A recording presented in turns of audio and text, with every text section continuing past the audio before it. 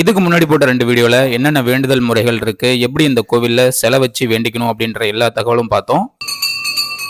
இந்த ஐயனார் கோவிலுக்கு பின்புறம் அழகர் சித்தருக்குன்னு ஒரு தனி கோவில் இருக்குங்க. இந்த அழகர் சித்தர் யார் அப்படின்னா, கிட்டத்தட்ட ஒரு 366 ஆண்டுகளுக்கு முன்னாடி இந்த கிராமத்துல ஒரு சித்தர் ஒருத்தர் வாழ்ந்திருக்காரு.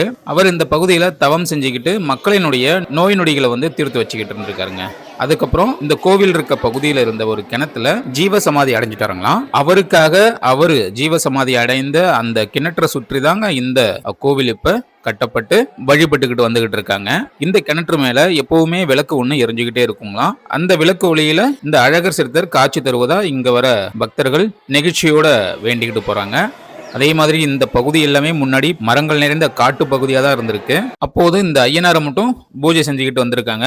இந்த சித்தர் மறைந்த பிறகு மக்கள் தங்களுடைய கோரிக்கைய பொம்மையா செஞ்சு வைக்கும் வழக்கம் ஆரம்பிச்சதா சொல்லப்படுது.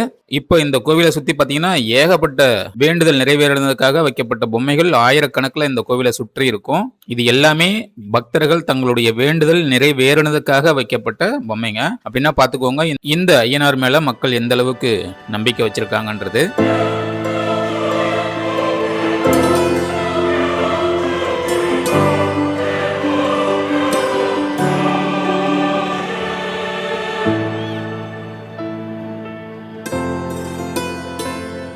இங்க கோவிலுக்கு பின்புறம் கழிப்பிட வசதியும் இருக்குங்க. நீங்க வெளியூர்ல இருந்து வரீங்க அப்படின்னா இது பயனுள்ளதா இருக்கும்.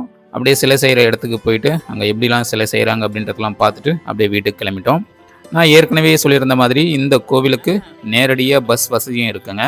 கடலூர்ல இருந்து நேரடியாக இந்த தென்னம்பாக்கம் கோவிலுக்கு பஸ் இருக்கு. அதுவும் கவர்மெண்ட் பஸ் இந்த இடத்துக்கு போகுதுங்க. இது டைமிங்க்கு தான் இந்த பஸ் இருக்கு. நாங்கள் அந்த கோவிலேருந்து கிளம்பும்போது டைம் பார்த்தீங்கன்னா ஈவினிங் 4:15 ஆயிடுச்சுங்க. ஸோ அந்த டைமிங்க்கு இந்த பஸ் ஆனது கோவிலுக்கு திரும்பவும் கடலூருக்கு கிளம்பிச்சு. அநேகமாக இந்த பஸ் ஆனது கடலூரில் 3 மணிக்கு எடுப்பாங்கன்னு நினைக்கிறேன்.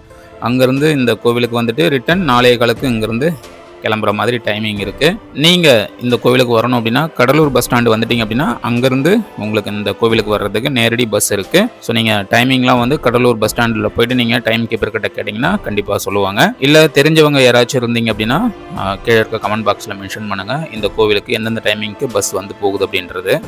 ஸோ பார்க்குறவங்களுக்கு அது பயனுள்ளதாக இருக்கும்.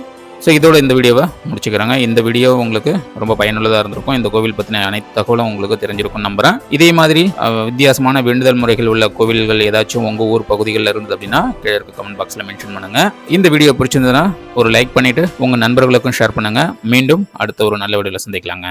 நன்றி.